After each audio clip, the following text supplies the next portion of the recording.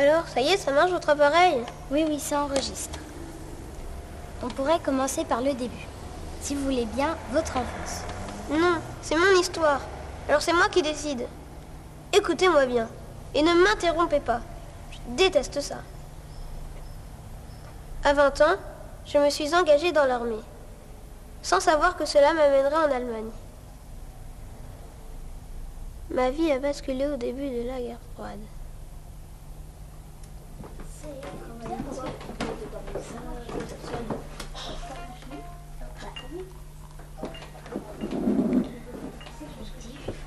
Il y a une chose dont je vous ai pas parlé.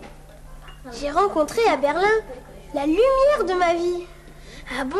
Mais c'est merveilleux. Alors dis-moi. Calme-toi, Véro. Mais dis-moi, la lumière de ta vie, c'est quand même pas une chleu. Elle s'appelle Anna.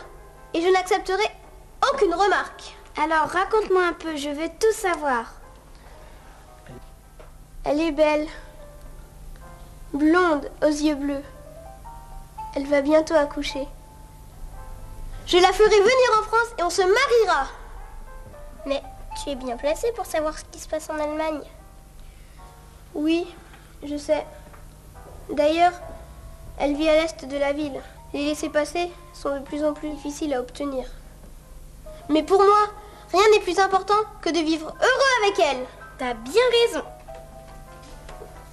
Dites, vous avez vu le journal? Ça chauffe à Berlin. Ah non, ils vont pas remettre ça. Ils vont construire un mur entre les deux côtés de la ville. Ils ont déjà mis des barbelés partout. Qu'est-ce que tu vas faire? Qu'est-ce que vous avez fait? Je suis allée la chercher, bien sûr. Qu'est-ce que vous croyez? C'était en 61, c'est bien ça? Vous avez peut-être connu mes parents. Ils étaient à Berlin à cette époque. Ils y sont morts d'ailleurs.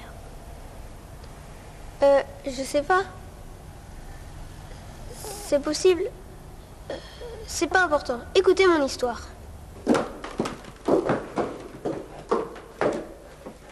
Sylvain, brosse-toi les dents, j'arrive.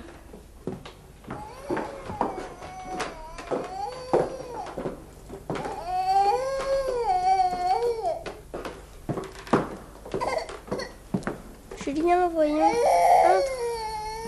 Reste pas dehors.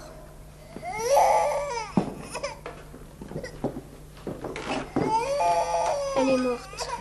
Mais comment?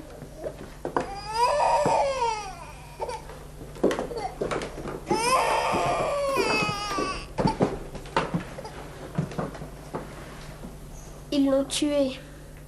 La dernière fois qu'on s'est vus, j'ai pris un billet pour l'Allemagne, en ayant l'espoir de les ramener avec moi.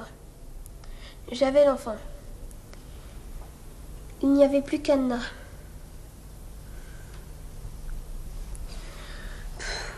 Ces coups de feu, je les entends encore. Ils l'ont tué, Jacques, tu entends?